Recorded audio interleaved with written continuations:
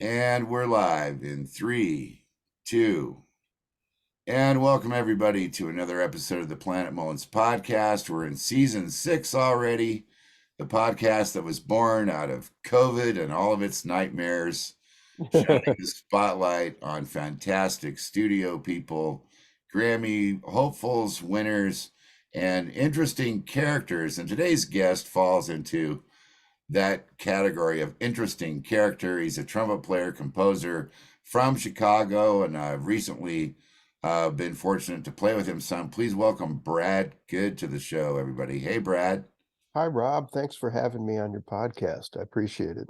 Yeah, man, it's not like you need any more publicity. They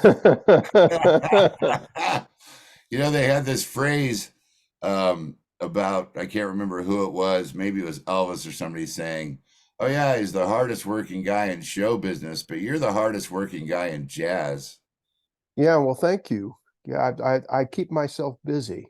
Yeah, I love music, so I get up in the morning and I drink a lot of coffee, get a lot Yeah, of me caffeine in too. my system, and then I just like go like that until I fall down.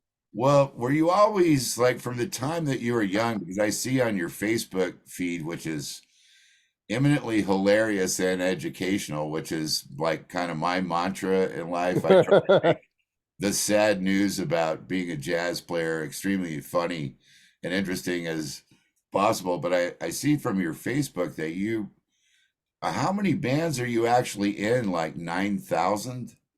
You're Yeah, playing with so well, many people, Africa, and then you're in Florida. Then it's like, you'll have a jam session in Boulder on Monday, and then Tuesday you're in Zimbabwe. How do you pull that off and stay awake? um, like I said, I love music, so my policy on playing is basically I'll go anywhere they'll have me. So I'm very happy when somebody invites me to play with them or teach or whatever, and I try to work it out, around my teaching schedule at the University of Colorado, to do as much music playing and teaching as I can. And you were talking about COVID. We all thought, we'd never see each other again and never play together again. So the flip side of that is being so busy that you're juggling all the time. But I would rather have it this way than that way, for sure. And now Right. we have a little perspective on that. Well, it's unbelievable. I mean, I told you jokingly last Monday when we did your jam session that you hold pretty much every week up at the Muse Performance Center in Lafayette, Colorado, that just reading your schedule makes me tired. I thought I was busy, but if I ever want to feel exhausted, I'll just go look at your schedule. you know, you seem to never run out of gas. Now, speaking of your Facebook feed, and we've got a lot of ground to cover here. If we end up having to do a part two, I hope you'll come back on because I'm so excited to have you. But you posted this a couple weeks ago on Facebook. Here's why you should never invite me to be the academic speaker who introduces or hosts your jazz event.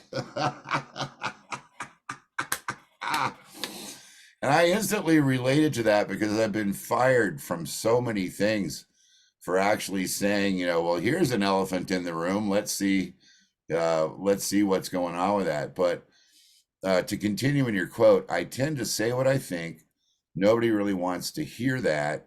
And then you listed several examples that resonated with me. And the one I want to just kind of ask you to further elaborate on was um, the one where there was some club, and I think I know which one you're talking about, that has these like residency gigs where they wanted you to come in and talk about a dead trumpet player and do a whole series of events about this dead jazz musician. You were standing there saying, well, I'm a living jazz musician and I'm right here in the manager's office meeting with you, and I've done this and this and this. Maybe we could talk about my music. And the club owner is like, oh no.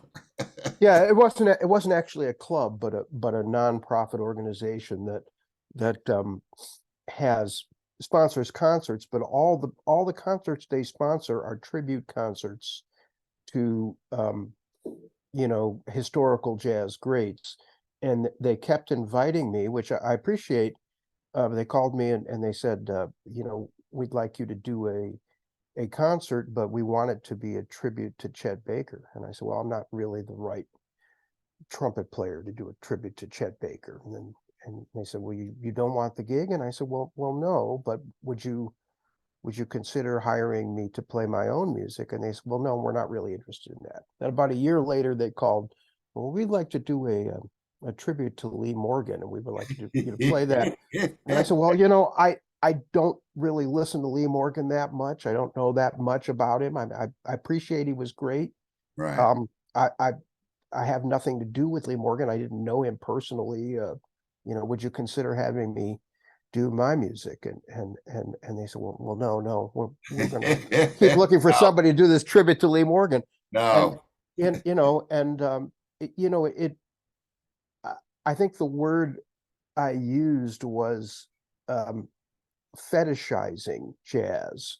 So we're looking at jazz as if it's a very cute remembrance of things long gone, and that the only music that really matters was the music that most of us agree falls into the greatest jazz recordings of all time, and that everything that we're doing today is just a blown up imitation of music that used to exist. Right. And I'm, my feelings are hurt by that as somebody who works every day, all day for years and years and years to try to make some music that I'd like to contribute. And that the only way you'd like to hear me is in reference to paying tribute to some historical music. Don't get me wrong, I'm not incapable of doing those tributes. I'm just pissed off about it. I don't think this is the way we should be presenting jazz. You're the most diplomatic, pissed off guy that I think I've ever had on my show, and I've done 64 hours of show. It's like, but I love it. I mean, I feel what you're saying, because one of the greatest disappointments of my life in high school and college was Ken Burns, who's known as this jazz documentary expert and authority on what we do. I don't even know if he plays an instrument or not, but he came out with this documentary saying, well, all the real jazz ended in the 60s. And I remember being in college up at Greeley and having him do that, and then saying, well, wait a minute, I'm alive right now and I'm trying to develop my sound and my technique. Is Ken Burns telling me I need to commit suicide? Or maybe what he's saying is that no matter what I do for the next 50, 60 years, or however long I've got in jazz, I just shouldn't bother, because it's all been done. The good days are behind us. It's a fetishized relic, just like you said. Well, I think it also bleeds over into the educational aspect of jazz, and I'm kind of an outspoken annoyance against that trend as well. That part of this idea of venerating great music and honoring a tradition is that a lot of the jazz education that's booming right now is built around emulating classic recordings and learning by imitating dead artists, right? Repeating their phrases, even to the point where you hear teachers telling students they have to get more vocabulary. Okay. In other words, you need to play more jazz licks that we all recognize as jazz licks. So again, it's the same thing. Good jazz is the old jazz that's been played already. In order for jazz to be something that's acceptable or maybe even teachable. We Mm. have to have you imitating this old music.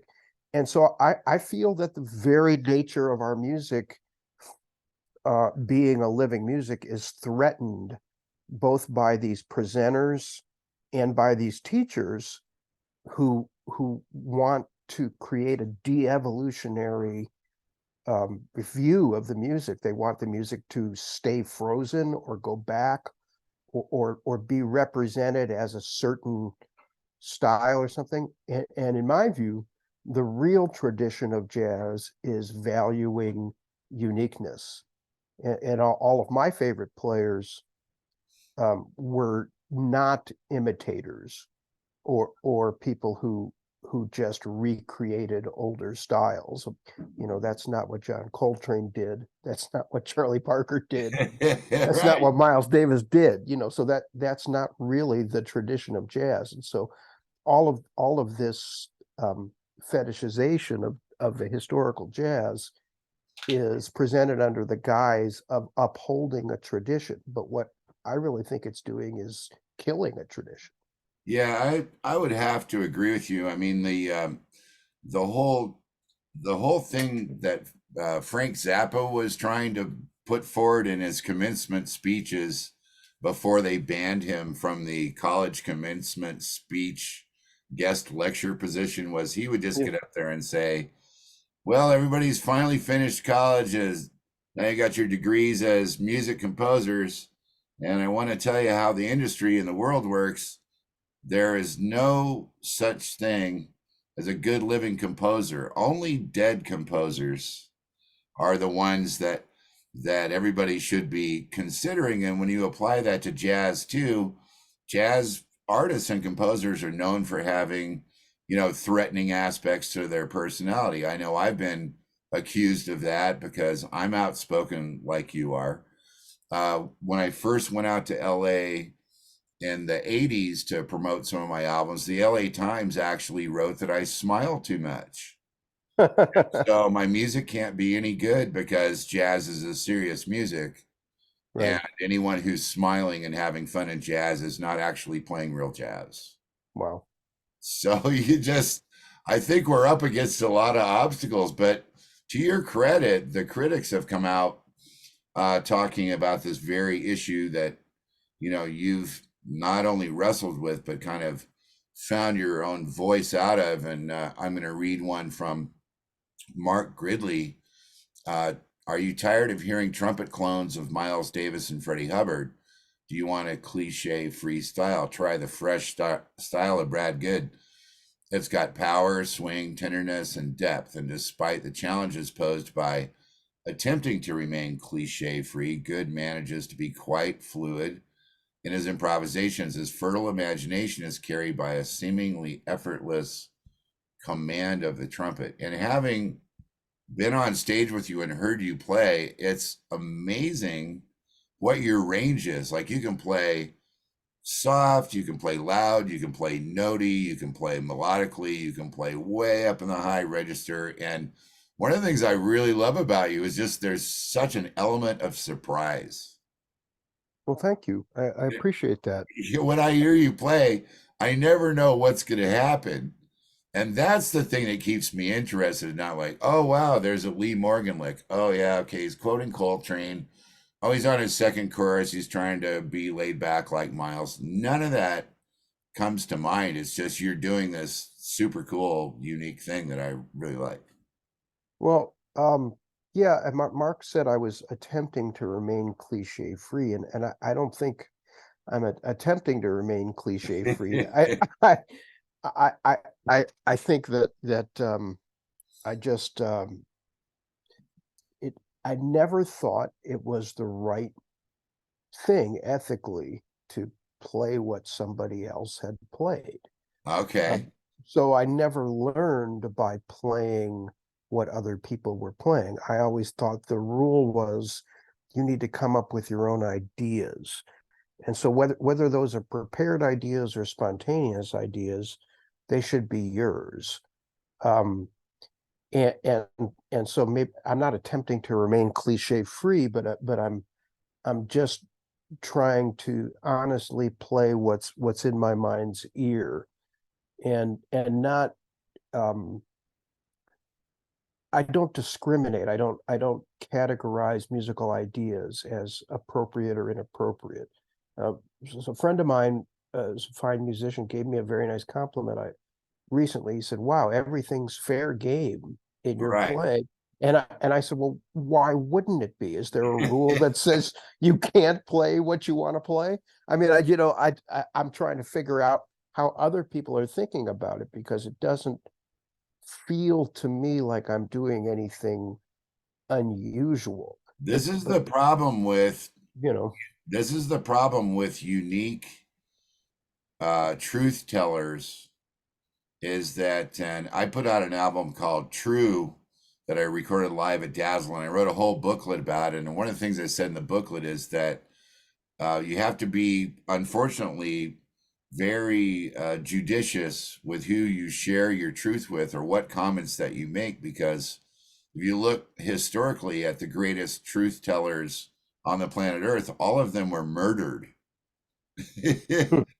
You know, you just take guys like Jesus, and then you go on down the line, and it's a risky thing, because a lot of the young players now that I see coming up in my programs and stuff, because I'm a teacher like you are, they either are too young to know who Kenny G was, or they really think that that is music, or smooth jazz radio is actual jazz. And there's always lots of debates going on about that, but somehow you've kind of managed to just, plow forward with your singularity of vision. And that's a really cool thing, because it's not that popular for many organizations to support independent voices and thinkers. It's more about the group think and fitting into, well, we have these certain ideas. And I noticed that when I was teaching college, they gave me a list of books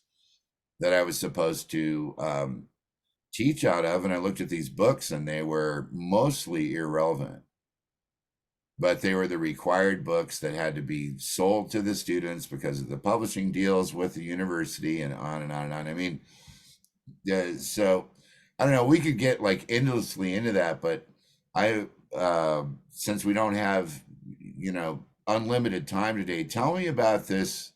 Do you say it cow pow or cow pow or kung pao chicken, or what do you say? yeah, This a lot of people think it's kapow because of the Batman cartoon where somebody would get punched and it would say kapow. But yeah, but his name is That's Paco. hilarious. His name is Paco. So Paco. yeah, so Paco. So it's Paakow, and he's from Ghana. Well, how did you meet this guy? It's kind of a long story, but the short version is I was involved with we had a great ethnomusicologist at our university who started a West African high life ensemble, and I was involved in helping him teach the kids and prepare concerts, and playing on the concerts with him, and we invited Paco as a guest artist. Paco was famous. He was like Buddy Rich. He was famous when he was a little kid in West Africa. They called him the little boy drummer, as he played with his family band, and he was an amazing drummer when he was a child. So when we invited him, I think he was 23 or 24 years old. He came over Nice. as a guest artist, and shortly thereafter, he started visiting and trying to he got a green card and later got citizenship, and he wanted to start his own band in the United States. And so I've been a part of that project since he started it, which has been over 15 years now. That's incredible, man. And you didn't even have Oprah helping you. No, but he has two bands, and he writes all the music. He doesn't read or write music, but he composes. He plays the piano and the bass, and he teaches everybody the music by rote, which is the West African way. Right. And his music is incredibly complex, polyrhythmic, polyphonic, contrapuntal parts. He hears this in his head, and he's got hundreds of songs. Wow. And he's got a band in Africa that plays this book of tunes, and he's got a band here, although the band here now is over half African people who are living here. Okay. But just recently I started trying to play in both bands. So he wanted me to come, play with the people in Ghana as well. Wow. He's an amazing talent. He's a super creative, super energetic, grooving drummer and composer, and he also plays with me a lot. Matter of fact, he's on my current album, my latest album is a fusion album. And Okay, this is well, the yeah, second one of my albums that Mm. he's played on. Yeah. Before we go into talking about your album, I just wanted to say because I have a huge age range of people that watch my show, and I see in the YouTube stats, it's everybody from 13 to dead, basically. Okay. Yeah. So, and I want to encourage anybody that's dead, right before you die, please put my channel on repeat and subscribe to the channel and replay all my videos, because I definitely am trying to make it up the subscriber ladder like everybody. But the open-mindedness that people need to approach jazz and life with is something that I think should be discussed. I'm just going to make a couple of brief statements that if you're looking at me and you're looking at Brad Goode, be open-minded enough to know that Brad is doing this amazing Black culture thing. And if you see Brad at a Starbucks, you're not likely, unless you're open-minded or you sit and take the time to talk and get to know him or just say hello, to know that he's doing all of this stuff in Africa and in the US to promote all this African vibe. And be open-minded and not discriminatory, especially towards musicians, because I've just found with musicians, all of those typical barriers that are socially put up and everything, that they just have never existed for us. But when we get out there in the world, it's like, well, Rob Mullins can't play funk music because just look at him. Well, if I was good enough to be in the Crusaders, then I must be able to play that music. But most people don't want to allow that because they've got some agenda that's not music related, that's about whatever's going on in their head in society. And I just like how you just kind of bypassed all that, and you're kicking ass, man. That's what I'm trying to say. Well, yeah, what's the alternative? Give up, Well, So, you can you can sort cans at a food bank and then just play on the street corner yeah, and sell flowers out of the back of the pickup truck. Now, going yeah. to the album, I just listened to some of it, and what these quote unquote critics or writers are saying about you is really true, because when I hear you play, I'm not hearing all of that cliche-ish kind of stuff. It's, a lot of times I'll hear somebody and I'll go, wow, why does there have to be another person doing David Sanborn's alto thing? Don't we have enough David Sanborn? No, apparently not. We have to have 9,000 more people come up and sound like Sanborn with a few Coltrane licks. But even your tone kind of defies all of that categorization. And having played live with you a few times now, the way that they recorded your horn, it's just records beautifully. And I'm not blaming the sound men at our gigs or whatever, but the way that your tone comes across on your album is really remarkably, it's round and it's full, but it's not, what am I trying to say here? It's kind of like when Kenny Wheeler hit the scene, all of a sudden Kenny Wheeler hits the scene and everybody's like, what the hell just happened here? Because he doesn't sound like anyone. It's like he didn't kind of come from anywhere. It just is him. And I think, your album is kind of like that. Now you have some original works on your record, right? You're a composer too. Yeah. Yeah. So do you have any favorites from the new album? Or Uh, I like the, well, that's asking you to choose between your children, but I like the way this tune Pain came out. okay. I thought that turned out very well, as just as far as the whole group's, vibe and the way we Right. played together on that one. Okay. Um, but thank you for saying what you said. I think about a lot of stuff, especially as a teacher, and being a teacher is, to me, is a responsibility to not mess people up. When they come to you for help, you really want to do something helpful. Right. You don't want to do something hurtful. And I think that there's a lot of confusion now about the difference between influence and imitation. And so, I hear a lot of jazz players, young jazz players especially, trying to compliment each other and say, "Yeah, man, you sound great. I hear a lot of Freddie in your playing. Yeah, you sound great. I hear this. I hear a lot of Chick in your playing. Yeah, I hear a lot of, you know, okay." uh, That I used mean, to make me furious when I was young. yeah, yeah, Yeah. of course, but um, I, I think you're probably like me, but I love music and I love listening to music and I love studying music. That doesn't mean I want to copy. So I've been influenced by music since I was very young, since before I was even a musician.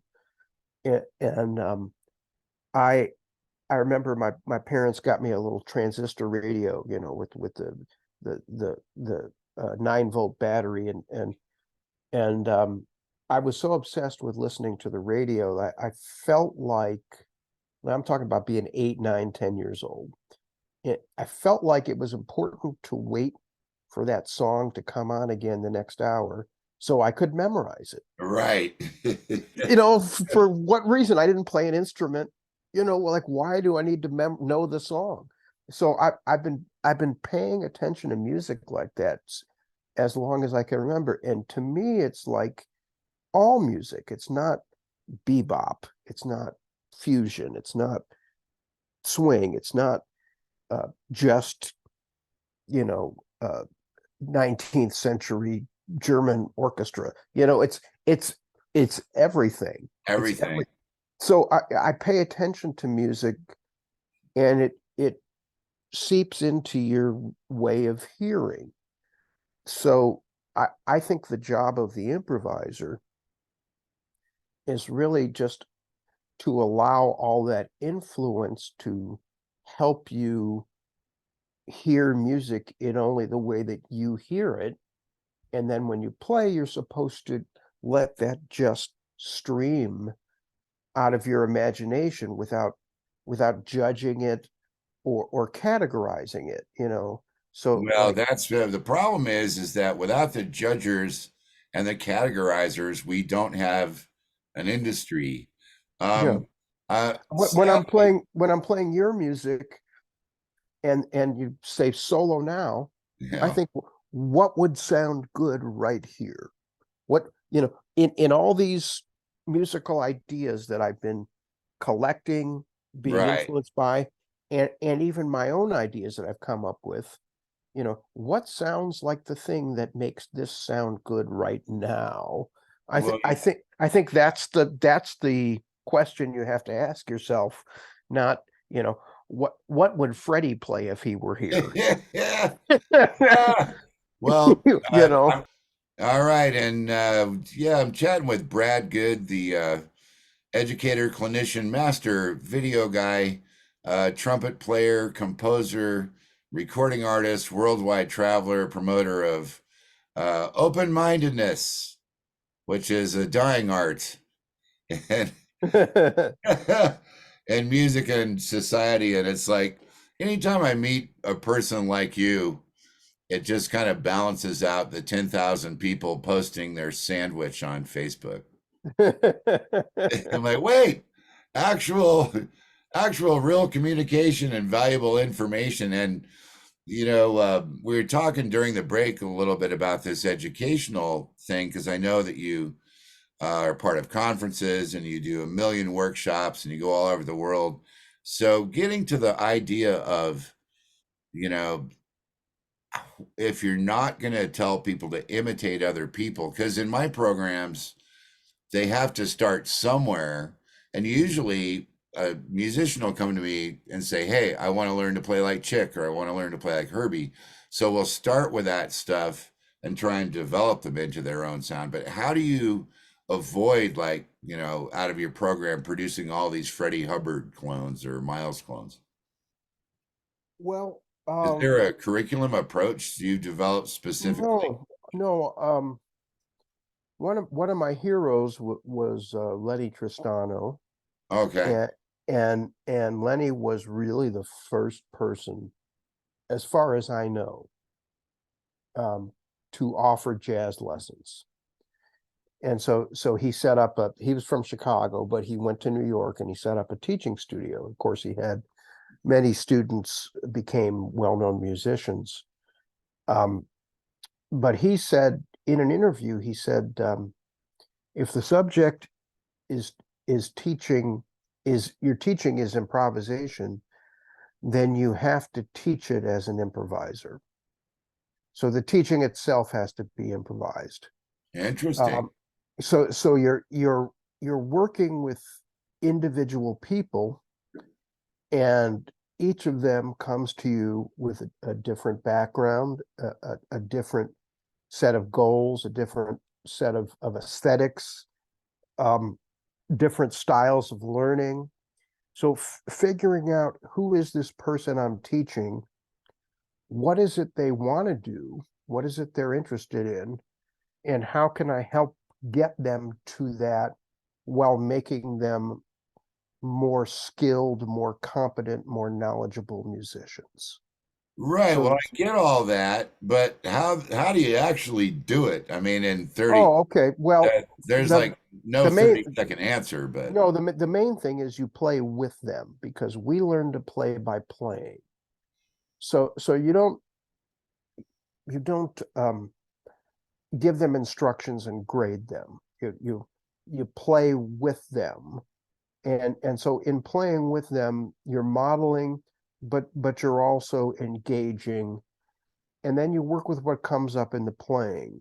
But there are certain values that we have as professional musicians that I think we all kind of agree on. You have to be a good sight reader. You probably have to know how to transpose. mhm. You have to know how harmony works. You have to know how chords function. You have to know how to memorize material, either harmonic or melodic. You have to be able to play good time, and you have to be able to know what a groove is in various different styles, and how to play in the groove or out of the groove. You got to know how to use melody. How does one note follow another, and how does a string of notes, depending on how they're connected together, define harmony or not define harmony? Well, Um, I can already tell that very few people that come to my program in Los Angeles would actually have even been able to listen for that long of yeah, everything that you just described. I had a girl singer and her mom come to me a few years ago, and they literally, at the end of the initial interview, the mom texted me about 2 hours later and said, is the first song done yet? yeah, And I was like, no. yeah. I had a wealthy older gentleman come to me, and he had his trumpet he had when he was a kid, and he said, my 60th wedding anniversary is coming up, and I want to surprise my wife by playing this cornet solo that I played for her 60 years ago when we were dating, but I haven't played my trumpet in like 50 years. Oh my God. And the anniversary is like in 2 months. Uh-huh. you know, and he started playing for me and he couldn't even make a sound. And I just said, I'm sorry, but I'm not the teacher who can help you achieve that goal you're trying to get to. And he's like, why not? I'll pay you whatever, you know, because it's not about that. It's not about my desire to want to help you with it. It's like what you want to do is unreasonable. Yes. And I'm not a shortcut teacher. I'm a skills teacher. Right. You know, do you want to develop your trumpet playing? Well, then let's do lessons every week for the next few years, and we can get you playing the trumpet again. But I can't. You're not going to play Herbert L. Clark's "Bride of the Waves" in 2 months when you can't make a sound on your trumpet right now. You haven't played it in 50. I You understand. and I, he was yeah. he was angry. Uh-huh. He was really like I had insulted him. Well, he was mad at you, of Yeah, course. yeah, because I couldn't give him what he was paying for, and he Well, was willing to pay for it. I had this guy who was very interesting from the country of Georgia by Yeah, Russia, and he his country had decided he was going to be the white Snoop Dogg, and he was very white. He was albino actually, and his name was Bera. He went by his first name was Bera, and he had put out these videos that were doing really well over in his home countries, but Hollywood was calling. So they hit me up. Well, you're the guy that can, coach people for TV and film and videos and everything. And we hear you're the guy. So we set up this meeting, and he actually showed up with Secret Service people because he from was, Georgia. yeah, from, he flies with an entourage. And his videos were all about, like, birthday cakes, and he had a white piano circling a birthday cake. And he showed me this stuff. I said, well, who played piano on this stuff? And he says, I don't know. And I said, well, did you write these piano parts? He said, no. But I'm in the video playing the piano, and I've got, like, 2 weeks to go to Hollywood and be under the Hollywood sign, and it's all planned, and I've got to actually play piano. And, and I said, well, how are you going to do this? And he says, I'm not doing it. You're going to get me to do it. And I went ahead and took the gig because I just thought it was so damn interesting. And and it wasn't hard. It wasn't jazz. It was like a 1-6-2-5 in G. And, he was able to pull that off after great effort was exerted. Yeah, yeah. And I managed to not get shot, but it was very creepy for the piano store owner because there was an armed guard at the back door. And these guys were total James Bond 1970, man. I mean, one at the front door, one at the back door during all the classes, and they were protecting their commodity. But you can't really learn to play music in a week or even a year. I mean, I noticed just based on some of the things that you played at Monday's jam session, I was already being impacted in new ways just from having the experience of playing with you on these tunes. And then you proceeded to do what, blows everybody's mind is you're like, well, I played trumpet on a couple. Let me move over to the upright bass and call a tune at 300 BPM. And then I'll play bass. And you get over to the bass and you're just crushing the bass. And then you make a brief announcement and get 2 new sax players up, and then you go to the drum set and you you beat the crap out of the drums. Did you study all these things formally, or just pick it up, or how'd you pull all that together?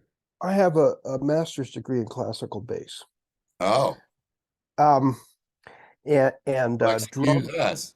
drums. Yeah, drums. I started playing when I was in my late 30s. Okay. It was the old dog, new tricks thing because the doors of perception were closing, and drums are hard. With the 4 limbs and getting your left hand to do something if you're right-handed. But I do practice now.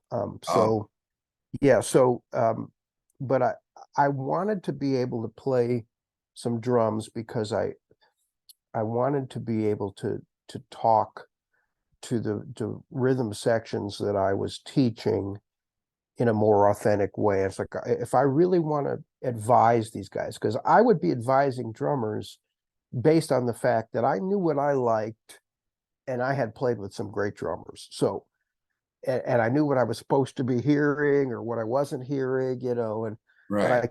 I couldn't talk to them in their language, and I couldn't show them. So I thought, well, I need to start practicing. So I bought a drum set and I started practicing.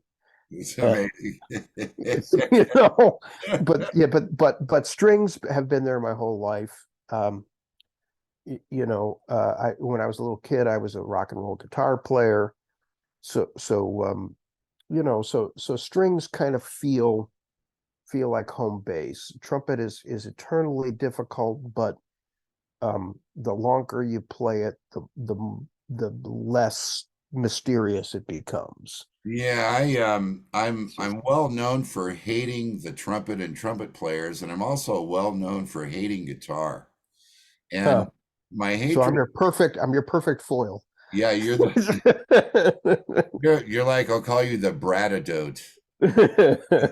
You're like the antidote to all these stereotypes that I had, because usually when I would work with trumpet players going through the typical, the DPS system, and then at Greeley, and then playing in some other pro big bands, it was really hard to find a trumpet player that was well rounded, that could interest me in what they were doing, because they were either trying to screech like Maynard, or they were trying to play like Miles, or Chet Baker. And so just meeting you and seeing you be, all these multi-dimensional things, because I came up as a drummer too. And I've done a lot of sessions. I mean, when the sampler first got invented, I did tons of upright bass sessions. Hmm. But, I would finish the keyboard part and they'd say, hey, you don't happen to have a really great bass sound, and you're sitting right here. If we give you an extra $100, would you just cover this bass thing? And so I actually had to come up with an alias of Tony Robinson was my bass player name for album you're credit. you're Tony Robinson. Okay, I'll look Yeah, out for you. the multi-platinum upright bass player from the Ensoniq Mirage sampler. Yeah. And there were bass players that heard these jazz records where the purity of this and the purity of that, they're like, who the hell is this Tony Robinson guy? And I said, I didn't see him when he came to this session. He's just kind of mysterious. He just shows up and does his thing, and then he's just out the back door. Yeah. It's like that. But obviously you've achieved a whole lot in your career. And what would be, I mean, you're doing all these multiplicity of things. Is there an end game or an end goal for what you're trying to do, expanding your programs? I noticed you recently submitted a proposal to someone for a clinic or a workshop. And there again, like, how do you find time to sit down and write proposals? Because a lot of times the people giving the grant money are visual people. They're not auditories like we are, that orient by what we hear. They are all about the looks. They're all about the bottom line. And how did you learn to like write grant proposals and do all of that stuff? I mean, you Well, didn't but take, go ahead. necessity is the mother of invention, so Mm. we do what we have to. Sometimes we don't want to, or we don't like to, but what is the end goal? That was the first question, I think. Yeah. When I was young, like I said, the way I learned, first of all, I've never studied jazz. So I have my undergraduate degrees in classical trumpet, Okay. and I went and got a master's degree in classical bass. Okay. And but I always wanted to be a jazz musician. So all of my jazz was outside of school, at night, and then in the practice room during the day, trying to figure out, what happened last night? Why did I fold so bad? What was that thing I couldn't figure out? Let me figure out how to, what's a possible solution to not embarrass myself the next time I get up there. And so that's how I learned to play jazz. But I also always embraced um, the fine musicians in my community. So I didn't I loved recordings, and I would listen to recordings as much as anybody else, but um, I was more interested in hearing people play in person, and I was more interested in observing them. And I was very lucky that I met some musicians who were, the age we are now and older when I was in my teens and 20s, Right. who were better musicians by far than they were when they were young. And I realized, like, well, in sports, because like my father was an athlete and he was a basketball coach, athletic director. So my whole childhood was one long, frustrated attempt by my father to turn me into an athlete, and I'm not an athlete in any way, and no Oh coordination. God. Um, but sports, you peak when you're in your early 20s, Right. and then you try to hang on until you're into your 30s, and then you become a coach or a broadcaster or something. Your career is behind you, and our society, especially our pop culture, wants us to believe that the new people are the most vital and most important people, and you're always discovering a newer and younger musician. um, and so the new people are marketed to us as that this is what's happening, but new musicians are inexperienced musicians, and music is not an instant gratification art form. Like I said, the trumpet, I couldn't play the trumpet for shit, when I was 25. Now I'm like, oh, wait a minute, maybe I just figured some stuff out that's making this easier. But I had examples of people like that everywhere around me. Well, Uh, you're from Chicago, which is a right. huge music city for jazz. Well, I got to play with Von Freeman, who to me is one of the all-time great improvisers. Not as famous as the New York players, but in Chicago he was our hero. And so I got to play with him a lot. And I was playing with him about between the ages of 35, 25 and 35 is when the years I was playing with Vaughn. And he was exactly 40 years older than me.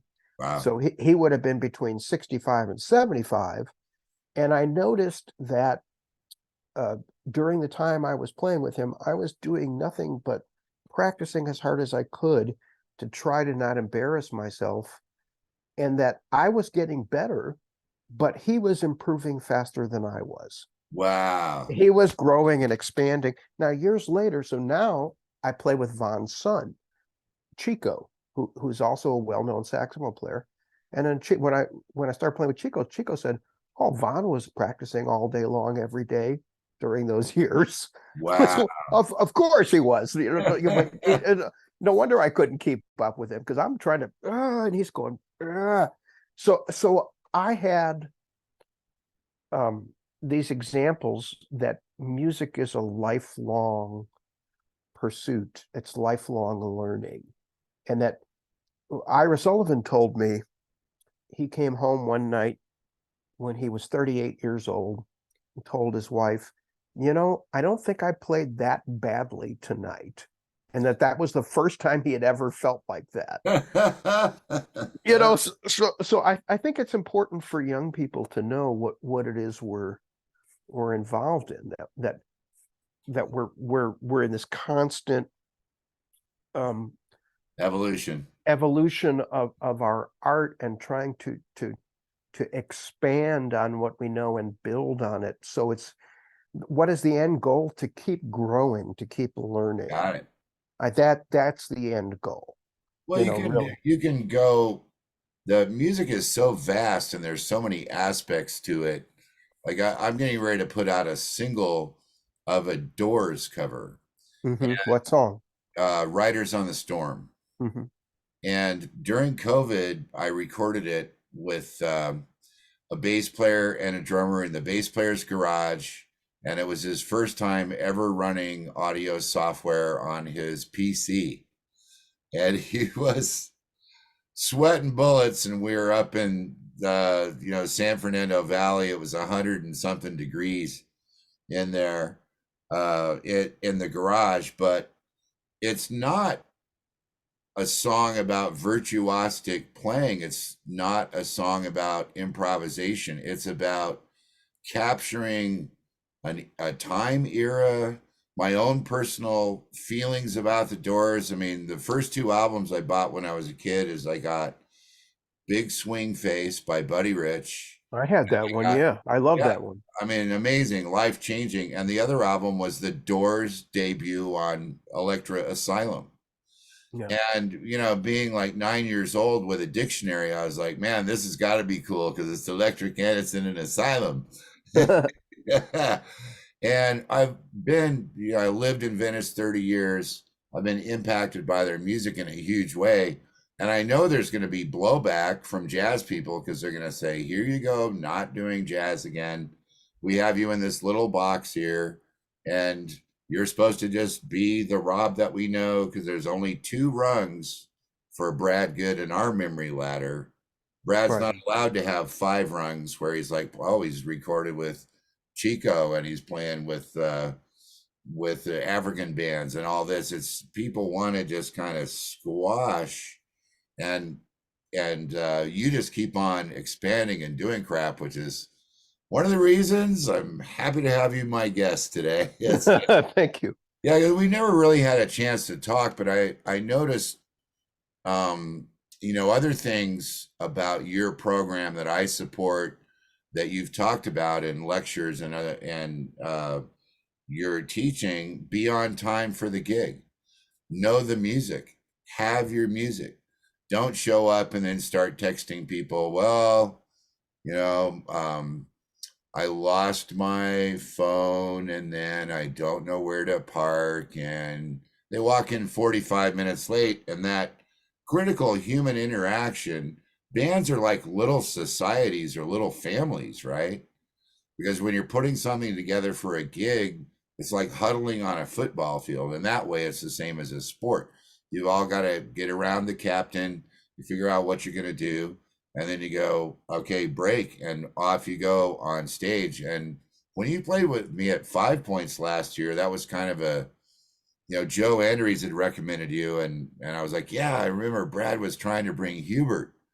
That's how I knew of you, trying to bring Hubert to Denver. And I'm going to see Hubert in September. We're doing a festival, and I've been trying to bring Hubert to Denver for forever. And I don't know if he's so rich now with all the sampling, he doesn't really need to ever do anything.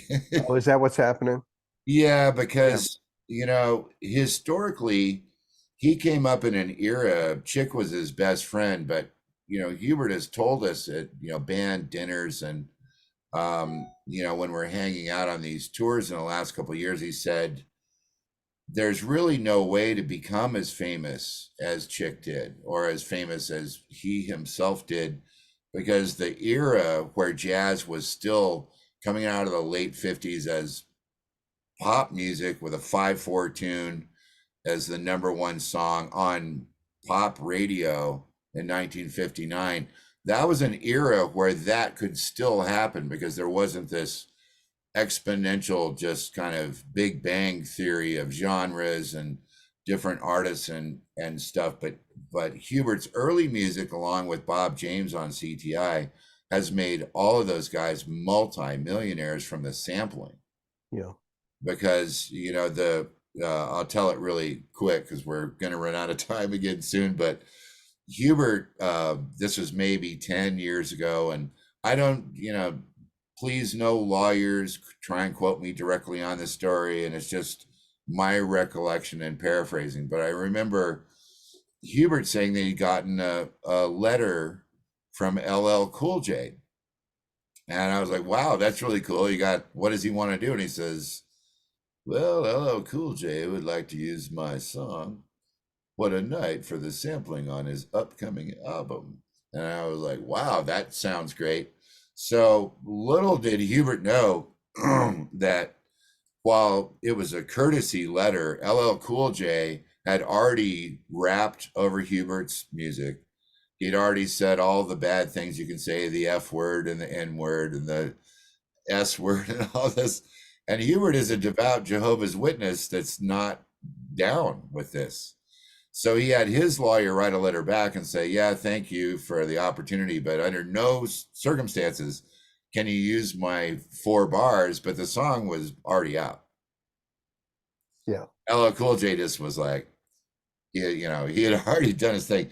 And the song went huge. So Hubert was understandably pissed, but his lawyer, being a lawyer, said, well, wait a minute. Now this is copyright infringement. Let me get a hold of his people. And the settlement was big enough, according to the story, that Hubert bought a new mansion just south of Hollywood with just that check. Yeah. Don Grusin's involved in some kind of suit with a video game. I can't remember the name of the game, but it's one of the most important, one of the biggest video games in the world. Wow. Copyright infringement. Yeah. And so I hope he gets the bread. Yeah. Well, I hope he does too. And then the sad part about the modern world is there's going to be people out there on social media saying, well, Don's already entitled enough. He's already made enough money. Why can't he do this for the children? Or why can't he do this for the environment? Yeah. It's just like, man, all of us musicians, we need people to buy our music, come to our shows, take lessons, keep us going. Because like Brad says, everybody, and this is a master teacher that we're talking to, and Brad Goode today, it's a lifelong journey. And you have these markers in there. Like for me, the 40th album was a marker. And for you, getting ready to hit the big 6-0 is a marker. But I'm just thrilled that you had time to squeeze me in, because I know you've probably got a plane at 11:30 or 12 o'clock going straight to Zimbabwe. I actually have 2 gigs tonight. Yeah, of course you do. It's not normal, but since you were mentioning it, yeah, I do have 2 gigs. Yeah, and you'll probably be playing, both of them at once, or at least like, it was like Alex Heffron last night, right? I went to Joe Andrews' thing at Dazzle, and he had, the A-list cats with Gunnison and Marlier and stuff. And I was talking to Alex, and I said, man, it's great to see you. And he's like, hey, I got to get out of here. I'm on stage at Orchid Room in 5 minutes. Yeah. And thank God that there's enough of a scene here that people can actually do that. And, I'm not a community representative or spokesman, but kudos to you for being such a huge force in jazz and jazz education. Big props, mucho respect. Is there anything you want to say as we wrap up to both of my listeners that actually listen? I might have 10 listeners by now. Oh, I want to thank you for inviting me, and also say how great it's been to meet you and to play with you, and I hope we can do a lot more. And it was especially great to hear you just kind of stretching out and getting super inventive on the jam session Monday night, and was a real treat to play with you. Yeah, it's a lot of fun to be in these low key, low pressure environments, because you come in as the older guy. It's like, well, if I play in 3 keys at once, they're going to be so worried about the mouthpiece falling off the trumpet that I'll have the room to practice my tri-polytonality thing, and nobody's gonna come over and say, hey, you can't play that. That's not how Herbie would have played it. Right. All right, man. Well, once again, thanks for everything. Let's do more stuff, man. Lots of respect for you. And again, folks, my guest today is master teacher, educator, recording artist Brad Goode. He's based in Colorado, and you can find him on Facebook, and he'll tell you why you shouldn't hire him. Yes. And please don't hire me. Yeah, and you can go to his website and find out why you shouldn't buy his books or his music too. He's like, please don't listen to my music. Yeah, don't listen to his music, and for God's sakes, don't take a classical bass lesson because he only has one master's degree. And all right, buddy, thanks a bunch. That's going to do it for today, folks. Okay, Thanks thanks, for Rob. tuning in. Thank you, Brad. See you on the next one. Bye bye. Bye-bye.